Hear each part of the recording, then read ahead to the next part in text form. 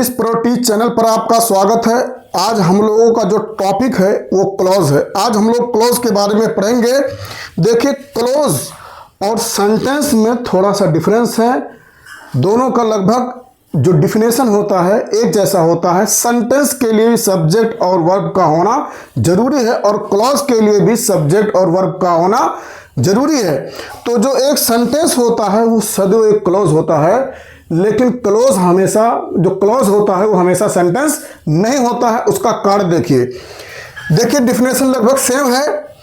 Clause जो होता है ज़्यादातर मोस्टली वो अपना सेंस देता है, पूर्ण रूप से खुद देता है, लेकिन कभी कभी वो अपने सेंस के लिए, अपने अर्थ को कंप्लीट करने के लिए दूसरे वर्ड पर निर्भर रहता है। इसलिए देखिए दो प्रकार के होते हैं, एक होता है इंडिपेंडेंट क्लॉज और एक होता है डिपेंडेंट क्लॉज। उदाहरण से आप भली बात समझ पाएंगे। देखिए लिखा है ही इज स्लीपिंग, वो सो रहा है। ये एक सेंटेंस है, सब्जेक्ट है, वर्ब है, ऑब्जेक्ट है, सो रहा है वो। तो ये एक वाक्य है। तो हमेशा सदैव जो एक सेंटेंस होता है वो एक क्लॉज होता है, याद रखिए। और इसको किसी भी और वर्ड की आवश्यकता नहीं है, ये अपने आप में एक अर्थ दे रहा है। लेकिन जो इंडिपेंडेंट है, देखिए आई स्टेड होम, मैं घर पर ठहरा।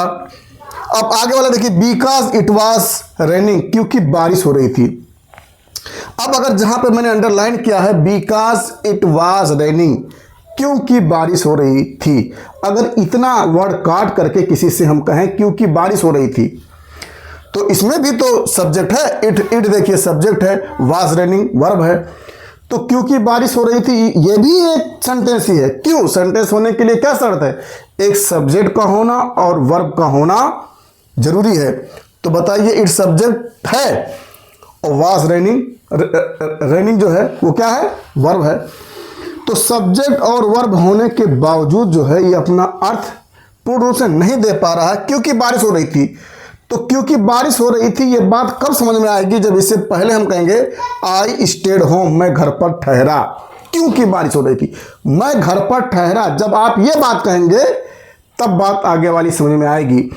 तो जब ये हमारा आगे वाला जो हमारा सेंटेंस है वो पहले वाले सेंटेंस पर डिपेंड है। जब तक हम पहले वाला सेंटेंस नहीं बोलेंगे तब तक ये लास्ट का सेंटेंस समझ में नहीं आएगा। ये डिपेंड है पहले वाले पे, इसलिए इसको डिपेंडेंट क्लॉज कहते हैं। और जो डिपेंडेंट क्लॉज होते हैं वो पूर्ण रूप से अपना अर्थ नहीं देते हैं, हालांकि इसमें सब्जेक्ट और वर्ब होने के बावजूद, इसीलिए इसको क्लॉज कहते हैं। यही वजह है कि एक सेंटेंस तो हमेशा क्लॉज होता है, लेकिन एक क्लॉज हमेशा सेंटेंस नहीं हो सकता है। दूसरा उदाहरण देखेंगे तब और बेहतर समझ में आएगा। आई लाइक चॉकलेट, मैं चॉकलेट पसंद करता हूं। आप किसी से भी कहेंगे, ये एक मुकम्मल वाक्य है, इसमें पूर्ण रूप से इसका अर्थ निकल रहा है। अब आगे का वाक्य देखिए, ये इंडिपेंडेंट क्लॉज है। तो जो इंडिपेंडेंट क्लॉज होते हैं वो पूर्ण रूप से अर्थ अपना प्रदान करते हैं। ये सेंटेंस होते हैं। सेंटेंस और क्लॉज में कोई बहुत ज़्यादा डिफरेंस नहीं है। दोनों का जो डिफिनेशन होता है लगभग क्या है? सेम है। अब यहाँ पे देखिए सी स्माइल्ड, वो मुस्कुराई। व्हेन सी सा द गिफ्ट, जब उसने गिफ्ट को देखा, उपहार देखा, तोहफा देखा तो मुस्कुराई। तो अगर हम यहां से इस वाक्य को काट दें, व्हेन सी सा गिफ्ट, जब उसने गिफ्ट देखा, अगर इतना ही वाक्य हम किसी से कहें जब उसने गिफ्ट को देखा, तो ये पूर्ण रूप से अपना अर्थ नहीं दे रहा है। जब उसने तोहफा देखा तो क्या देखा? ये तब जब क्लियर होगा जब हम पहले वाला वाक्य कहेंगे सी स्माइल्ड। तो सी स्माइल्ड, वो मुस्कुराई जब उसने तोहफा देखा। अगर हम इतना बात पहले कहेंगे, पहले वाला वाक्य कहेंगे, तब जाके लास्ट वाली बात समझ में आएगी।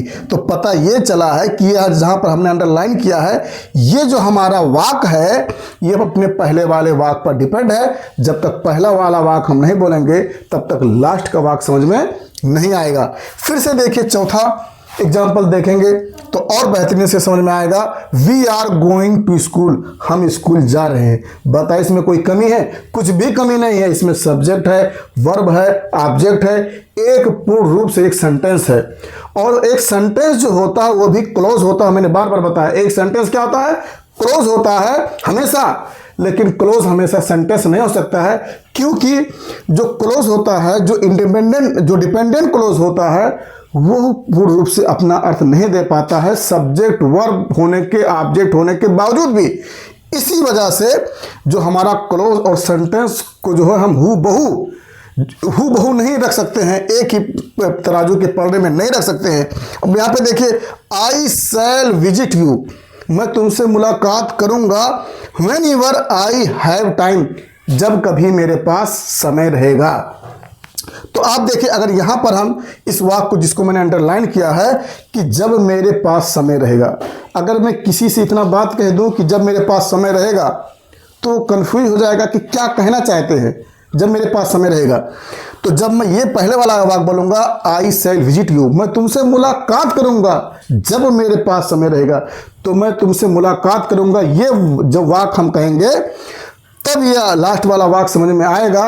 यही वजह है कि जो लास्ट वाला वाक्य है वो अपने पहले वाले वाक्य पर डिपेंड है। जब तक पहले वाला वाक्य नहीं बोलेंगे तब तक लास्ट का वाक्य समझ में नहीं आएगा। तो इस तरीके से ये लास्ट का क्या है, डिपेंड है पहले वाले वाक्य पर। अब देखिए, अब ये जो डिपेंड है दूसरे पर, तो उसको डिपेंडेंट क्लॉज बोलते हैं, और जो अपने आप में पूरा अर्थ दे रहा है उसको इंडिपेंडेंट क्लॉज कहा जाता है। चौथे पे देखिए, my father is a doctor, मेरे पिता एक डॉक्टर है। क्या इसमें कोई कमी है? कुछ भी कमी नहीं है। एक पूर्ण रूप से एक सेंटेंस है, और एक सेंटेंस भी एक क्या होता है, क्लॉज होता है। लेकिन देखिए यहाँ पर हम चौथा जो हमारा एग्जाम्पल है, इफ यू स्टडी हार्ड, यदि आप मेहनत करोगे, यदि आप मेहनत करोगे, तो ये इसमें भी सब्जेक्ट है, यू है कि नहीं है, स्टडी है कि नहीं है, सब्जेक्ट है, क्रिया है, लेकिन पूर्ण रूप से अपना अर्थ प्रदान करने में असमर्थ है। यदि आप मेहनत करोगे, तो ये सुनने वाला ये सोचता होगा कि आगे क्या कहना चाहते हैं, यानी आगे कुछ बात बताना पड़ेगा तभी इसका सेंस कंप्लीट होगा। यदि आप मेहनत करोगे, यू विल पास, तो आप पास होगे। तो पता ये चला कि जब हमने ये कहा कि यदि आप मेहनत करोगे तो आप पास होगे, तो यानी इसका मतलब ये है कि ये जो क्लॉज है अपने आगे वाले क्लॉज पर डिपेंड है। जब तक हम आगे वाक्य नहीं बोलेंगे तब तक ये बात समझ में नहीं आएगा। तो इस वजह से ये हमारा जो पहले वाला वाक्य आया है, इसमें ये क्या है, डिपेंडेंट क्लॉज है। तो डिपेंडेंट क्लॉज वाक्य के शुरुआत में भी आ सकते हैं, लास्ट में भी आ सकते हैं। इसमें कोई कंफ्यूज होने वाली बात नहीं है कि हमेशा शुरू वाला वाक्य ही जो है इंडिपेंडेंट होगा। इंडिपेंडेंट आप शुरू में रखें चाहे लास्ट में रखें, बहरहाल जब वो अपना अर्थ की पूर्ति के लिए दूसरे वाक्य पर, उससे पहले या बाद के वाक्य पर अगर डिपेंड रहेगा, तो उसी को डिपेंडेंट क्लॉज कहा जाता है। Thank you.